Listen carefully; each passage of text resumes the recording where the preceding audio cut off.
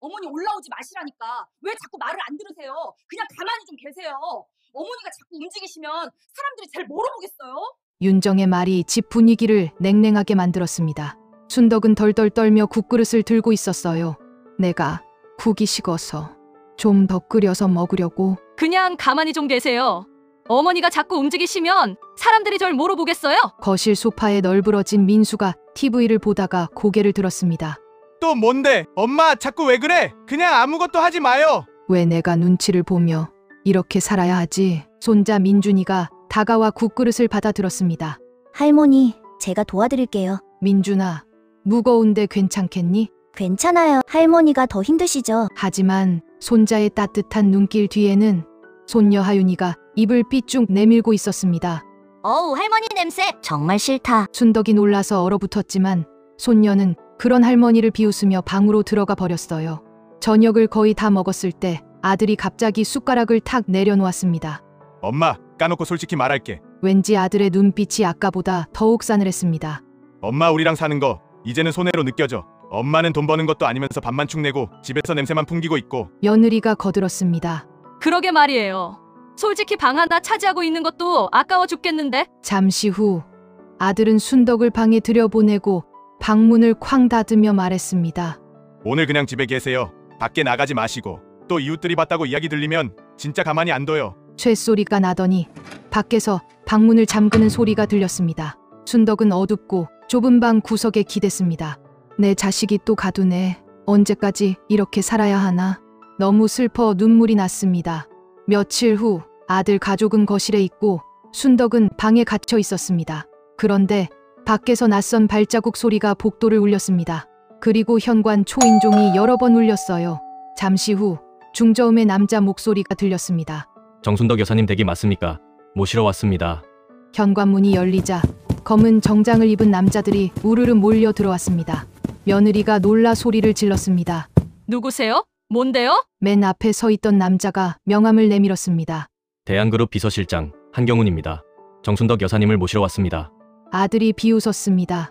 정순덕은 우리 엄마인데요. 우리 엄마가 뭐라도 돼요? 모셔가긴 누굴 모셔가요? 비서실장이 차갑게 대답했습니다. 여사님은 대한그룹 전 회장님의 장녀이십니다. 그리고 지금 회장님의 친누님이십니다. 회장님이 즉시 모셔오라고 말씀하셨습니다. 순간 집안이 정적에 잠겼습니다. 순덕은 갑자기 방문이 열리자마자 반사적으로 움츠러들었습니다. 너무 눈이 부셨습니다. 어두운 방에서 밖으로 나오니 복도의 전등조차 너무 환하게 느껴졌습니다. 뭐죠? 눈이 너무 부셔서 아무것도 안 보여요. 정순덕 여사님, 저희는 대한그룹에서 왔습니다. 오랜 시간 고생 많으셨습니다. 비서실장이 고개를 깊이 숙였습니다. 회장님께서 여사님을 정말 간절히 기다리고 계십니다. 아들이 소리쳤습니다. 이봐요! 당신들 폭력 조직 아냐? 우리 엄마를 데려와서 몸값을 요구하려는 거야? 비서실장이 아들을 바라보며 차게 웃었습니다. 말씀이 과하시군요. 그리고 돈을 요구할 이유가 없습니다. 정순덕 여사님은 당신이 상상할 수 없을 정도로 많은 재산이 있으시니까요. 며느리의 눈이 번쩍였습니다. 잠깐만요. 그럼 어머니가 재벌이란 거예요? 그녀는 곧바로 순덕에게 달려가 팔을 잡았습니다. 어머니, 잠깐만요. 저랑 잠깐 얘기 좀 해요. 어머니 가진 재산 저희한테도 좀 나눠주세요. 그러실 거죠? 순덕은 그녀의 손을 조용히 뿌리쳤습니다. 지금은 나를 찾는 분을 만나는 게 우선일 것 같구나. 순덕은 생각했습니다. 이 집에서 나가야 해. 이대로 그냥 있으면 내가 큰일 날지도 몰라. 차에 오르자 도시는 빠르게 뒤로 밀려나갔습니다.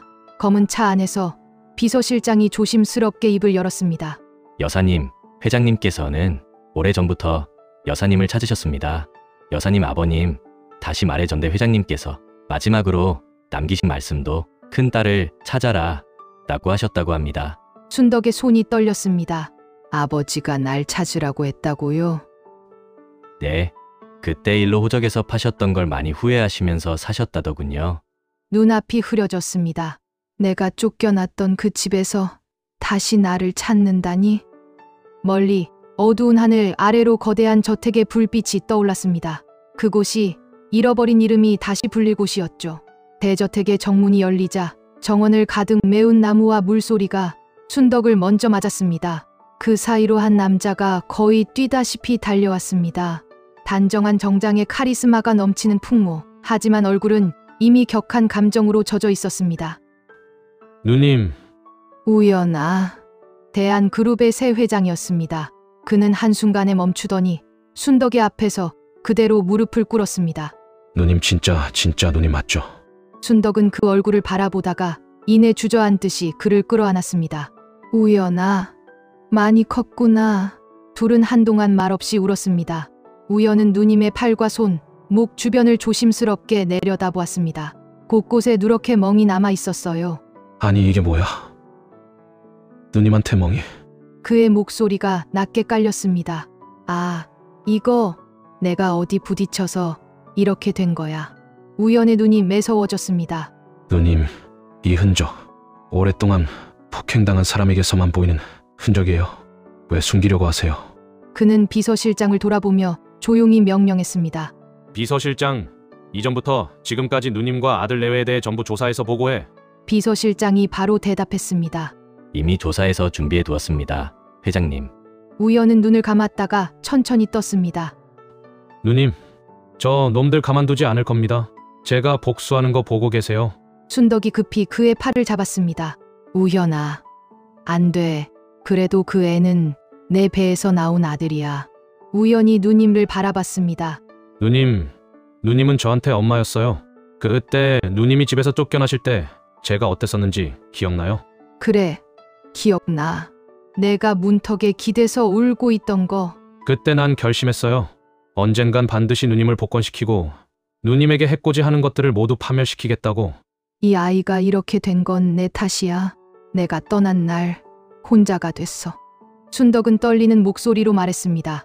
우연아, 그러지 마. 그냥 내가 무사하게 살면 돼. 우연은 고개를 저었습니다. 아니요, 누님. 이건 누님을 위해 꼭 해야 합니다. 그의 목소리는 차갑고 확고했습니다. 그리고 그 순간 아들 내외에게 잔혹한 복수의 톱니바퀴가 돌아가기 시작했죠.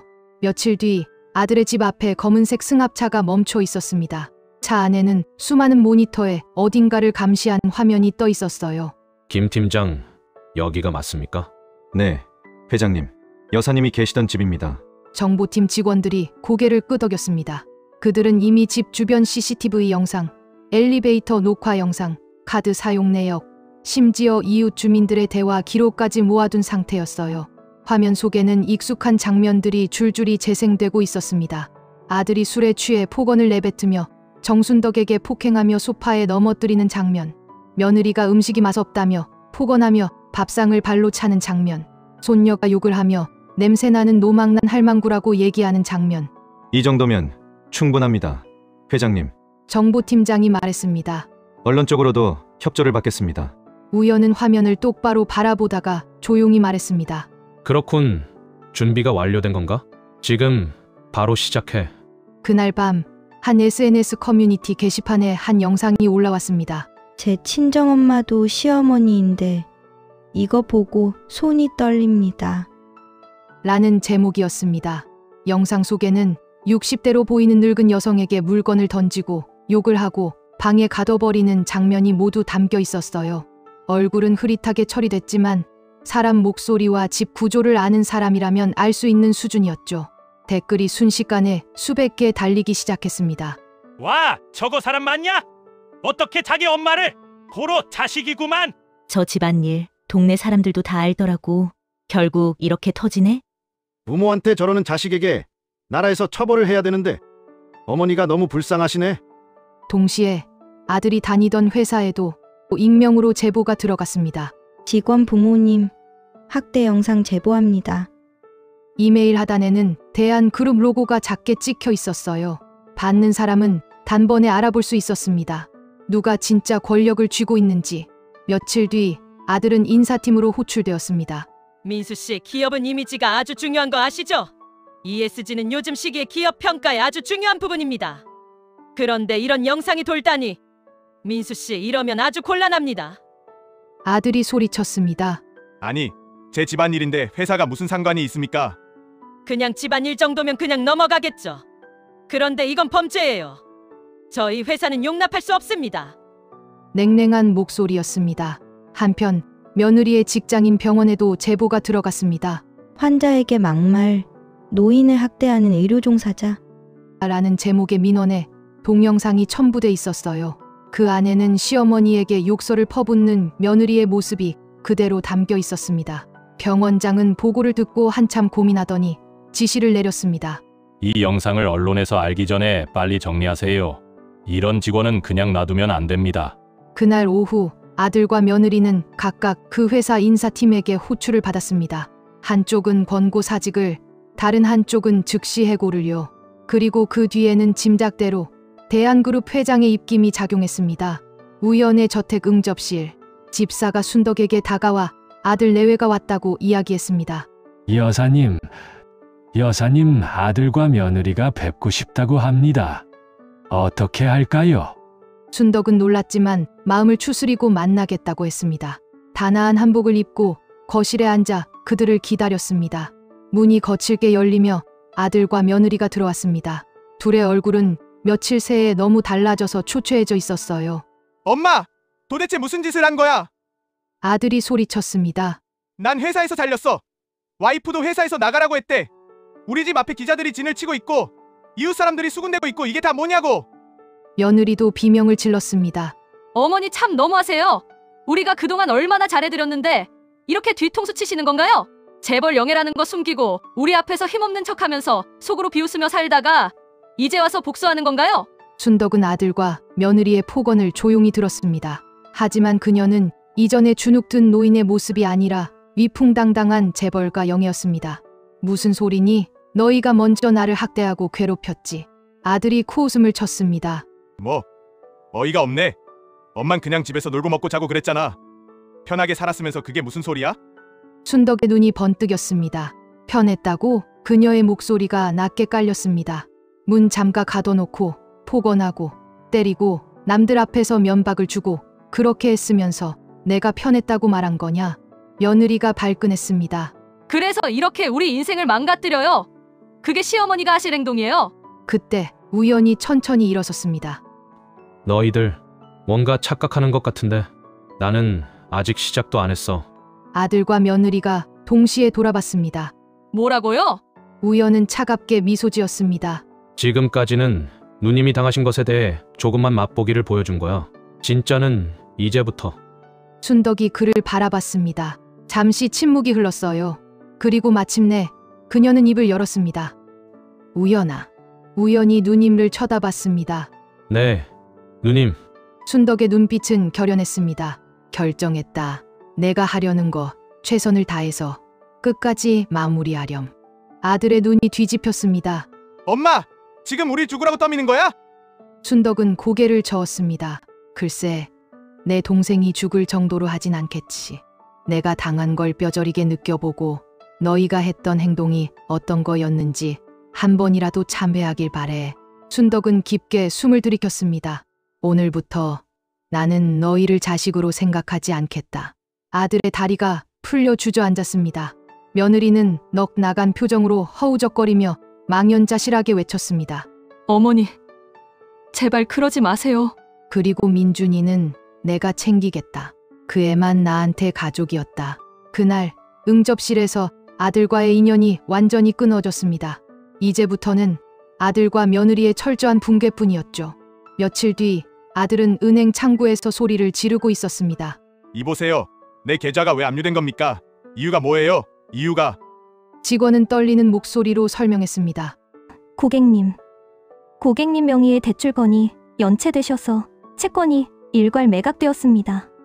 새로운 채권자가 압류한 상태입니다. 새로운 채권자? 그게 누군데? 직원은 화면을 확인하더니 순간 말을 멈췄습니다. 대한그룹 계열 투자법인이라고 나오네요. 아들의 얼굴이 하얗게 질렸습니다. 허탈해진 기분으로 집으로 돌아오던 아들은 집 앞에 이삿짐 트럭이 서 있고 집주인이 이사를 지시하고 있는 것을 보았습니다. 주인 아저씨, 이거 뭐 하는 겁니까? 아들의 소리에 집주인이 고개를 돌렸습니다. 당신네 전세 보증금 은행에 담보로 잡힌 거 몰랐어? 거기서도 이미 다 넘어갔어. 난 새로운 주인한테 집을 팔았어. 새 주인? 대한그룹 계열 부동산 회사에게 집을 매매했어. 며느리가 허둥지둥 뛰어나왔습니다. 여긴 우리 집이에요. 우리 짐을 왜 마음대로 가져가요? 못 가져가요. 이삿짐 인부가 쏘아붙였습니다. 이봐요. 이제 이 집은 당신네 집 아니에요. 짐 빼면 철거한답니다. 늦기 전에 빨리 개인 물건들 챙기시오. 동네 사람들이 이 광경을 보면서 휴대폰을 들고 촬영하고 있었습니다. 저 집 TV에 나온 그 집 아니야? 늙은 노모를 학대하던 사람들이네. 드디어 여기서 나가는구만. 댓글 대신 이번엔 눈앞에서 수군거림이 쏟아졌습니다. 며느리는 주저앉아 울부짖었습니다. 어머니, 정말 너무하시네요. 이게 어떻게 우리한테 할 짓이에요? 한편 그녀의 의료 종사자 라이선스에도 문제가 생겼습니다. 고객 및 가족에게 상습적 언어폭력 의혹 조사 중. 동일한 행동을 시어머니에게도 했다는 증언 확보. 보험사 내부 법무팀 직원이 냉정하게 말했습니다. 윤정 씨, 조사가 끝날 때까지 당신은 업무 활동 중단입니다. 위반 시 형사 고발 당하실 수 있으니 근신하시기 바랍니다. 며느리는 집에 돌아와서 비명을 질렀습니다. 이게 다 그 늙은이 때문이야. 망했다 망했어. 어떡해? 그러나 세상은 더 이상 그녀 편이 아니었습니다. 한편 우연은 회장실에 앉아서 보고서를 보며 지시한 내용을 확인했습니다. 비서실장이 보고했습니다. 채권 회수는 예정대로 진행되고 있고 그들의 사회적 평판도 회복 불가 수준입니다. 회장님. 우연은 고개를 끄덕였습니다. 잘 진행되고 있군. 좋아. 하지만 아직 남은 게 있잖아. 남은 게 더 있습니까? 그래. 그것들 반성의 기미가 안 보여. 그래서 누님한테 뭔가를 할지도 몰라. 누님, 잘 경호해 드리면서 혹시 누님에게 무슨 짓이라도 한다면 그들에게 마지막을 선사해 주도록 하게. 그의 눈빛은 차가운 분위기를 풍기고 있었습니다. 맑은 날씨의 오후, 순덕은 저택 근처 공원을 산책하고 있었습니다. 아들 내외로부터 데리고 온 민준이는 학교에 등교했고 동생 우연은 회사에서 근무 중이라 혼자였죠. 경호원 둘이 뒤를 따라오고 있었지만 조금 멀리 떨어져 있었습니다. 그때 흰 밴 한 대가 갑자기 순덕 옆에 멈춰섰습니다. 엄마. 익숙한 목소리. 아들이 차 문을 열고 손을 내밀었습니다. 엄마, 잠깐 얘기 좀 해. 진짜 잠깐이면 돼. 순덕은 본능적으로 뒤로 물러섰습니다. 갑자기 왜 이러니? 이러지 마. 순덕을 쳐다보는 아들의 눈빛은 초조했고 무척 피로해 보였습니다. 엄마, 우리 정말 끝장이야. 엄마 동생이라는 사람이 우리가 가진 모든 걸 다 빼앗았어. 이제는 숨 쉬는 거 빼고 아무것도 못해. 아직도 이 아이는 나한테 미안하다는 말을 하지 않는구나. 아들은 다급하게 속삭였습니다. 엄마, 여기 들어와서 얘기해. 어서 들어와. 멀리서 경호원이 급히 다가오자 아들의 얼굴이 굳었습니다. 뭐 하시는 겁니까? 에이! 아들이 경호원에게 갑자기 팔을 휘둘렀습니다. 경호원 한 명이 피하느라 비틀거렸고 그 틈을 이용해 아들은 순덕의 팔을 거칠게 끌어당겼습니다. 엄마, 어서! 민수야, 이 손 놔. 하지만 순덕은 차 안으로 밀려 들어갔습니다. 문이 쾅 닫혔습니다. 배는 순식간에 움직이며 어디론가 이동했습니다. 경호원들의 다급한 무전 소리가 뒤에서 희미하게 들렸습니다. 민수야, 이게 뭐 하는 짓이야? 순덕이 외쳤습니다. 아들은 이를 악물고 운전석 옆에서 소리쳤습니다. 엄마, 우리 가족은 막다른 길에 몰렸어. 엄마가 말 좀 해줘. 그만 멈추라고, 이제 그만하라고. 그렇다고 날 이렇게 납치해? 이렇게 안 하면 엄마가 나를 만나주지 않을 거잖아. 내가 무릎을 꿇어도 울면서 빌어도 들어주지 않을 거잖아.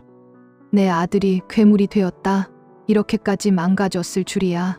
하지만 아들은 모르는 사실이 하나 있었습니다. 대한그룹 정보팀은 순덕의 모든 활동을 모니터링하고 있었고 그래서 이 배는 추적당하고 있었습니다. 차가 어떤 허름한 창고 앞에 멈춰 섰을 때 아들은 서두르는 표정으로 손을 덜덜 떨며 말했습니다. 엄마, 여기서 동생한테 영상을 찍어서 보낼 거야. 우리한테 하는 거 멈추라고 말해. 순덕의 얼굴이 굳었습니다. 너는 나를 또 이용하는구나. 그때였습니다. 창고 문이 갑자기 열리며 수십 개의 불빛이 동시에 켜졌습니다. 움직이지 마! 경찰이다! 아들은 얼어붙었습니다. 뭐? 경찰? 어떻게? 이미 창고 바깥은 경찰과 경호팀으로 둘러싸여 있었어요. 우연히 차가운 눈빛으로 서 있었습니다. 민수. 우연히 다가왔습니다. 노인 강제 감금, 납치 미수, 폭행. 넌 감옥에서 몇 년은 있어야 할 거야? 아들은 비틀거리며 뒤를 물러섰습니다. 아니야. 그런 적 없어. 엄마 말해줘. 그냥 장난이었다고. 순덕은 그를 잠시 바라봤습니다. 아들은 급박한 표정에 눈이 붉게 충혈돼 있었어요. 민수야. 그녀는 천천히 입을 열었습니다. 너 그렇게 당했으면 반성하고 바뀔 줄 알았는데 끝까지 넌 나를 탓하고 원망하는구나. 아들은 무릎을 꿇었습니다. 엄마, 잘못했어. 내가 잘못 생각했어. 너무 무서웠어. 나 한 번만 살려줘. 감옥에 가는 것만은 제발. 눈물이 바닥에 떨어졌습니다. 이 아이를 구해주고 싶다. 하지만 그러면 또 같은 상황이 일어나겠지. 순덕은 뒤돌아서며 말했습니다. 우연아, 네가 알아서 해라. 그는 절규했습니다. 엄마! 그 소리를 들으면서도 순덕은 돌아보지 않았습니다. 그녀의 어깨는 떨리고 있었지만 발걸음은 멈추지 않았습니다. 그날 아들은 잘못했다고 말하며 무릎을 꿇었지만 어머니는 더 이상 그것에 속지 않았습니다. 몇 달 후 뉴스 한 구석에 작은 기사가 올라왔습니다. 노인 학대 가해자, 실형 후 출소, 지역 봉사활동 조건부 보호 관찰. 사진 속 남자는 어딘가 익숙했지만 너무 변해 있었습니다. 마른 얼굴, 꺼진 눈빛. 순덕은 조용히 화면을 껐습니다. 민준이가 옆에서 물었습니다. 할머니, 방금 아빠였어요? 순덕은 잠시 침묵하다가 고개를 끄덕였습니다. 그래, 내 아빠 민수였다. 민준이는 조심스럽게 물었습니다. 할머니 아빠 평생 이렇게 사실까요? 이 아이에게 뭐라고 설명해야 할까? 사람이 자기 한 일을 잊지 않고 사는 건 꼭 나쁜 일만은 아니란다. 잊지 않아야 좋은 쪽으로 변할 가능성이 있지. 정순덕이 조용히 말했습니다. 다만 아빠를 죽게 둘 수는 없구나. 우연히 그 옆에 앉았습니다. 그래서 누님 말대로 했어요. 이름은 안 밝히고 매달 먹고 살 정도의 생활비를 보내주기로. 민준이가 눈을 동그랗게 떴습니다. 진짜요, 할머니? 할머니께서 그렇게 말씀하셨어요? 순덕은 미소를 지었습니다. 그래, 내 아들이자 너의 아빠잖니? 다만 조건은 있어. 우연히 덧붙였습니다. 지역 노인복지센터에 봉사하면서 참여하며 사는 조건. 그걸 지키는 동안만. 순덕은 창밖을 바라보았습니다. 정원에 심은 꽃들이 하나둘 피어나고 있었어요. 우연아. 네, 누님. 나 재단을 만들고 싶어. 가족에게 버려진 노인들이나 나 같은 사람들. 재단에 그들을 모아서 행복하게 살게 해주고 싶어. 우연은 잠시 멈칫하더니 이내 미소가 번졌습니다. 역시 누님답네요. 알겠어요. 내가 재단 설립을 추진할게요. 민준이가 두 사람의 손을 꼭 잡았습니다. 저도 도울래요. 나중에 어른이 되면 저도 거기서 일할게요. 순덕은 손자 민준이의 작은 손을 바라보며 생각했습니다. 이제 다 모든 게 잘 된 것 같구나. 저녁 햇살이 저택의 창문을 따뜻하게 물들였습니다. 그녀는 마음이 아팠지만 잔혹할 만큼 냉정한 선택을 했습니다. 아들을 용서하지 않았고 과거를 지워주지도 않았습니다. 하지만 살 수 있도록 최소한의 길은 열어줬습니다. 그녀는 차마 자기 아들을 완전히 외면할 수는 없었던 것 같습니다. 그 자비는 더 이상 자신만을 희생시키는 자비가 아니었습니다. 아들과 며느리가 개과천선하는 날을 기다리며 오늘도 순덕은 따뜻한 봄바람을 맞으며 평온한 날을 보내고 있습니다.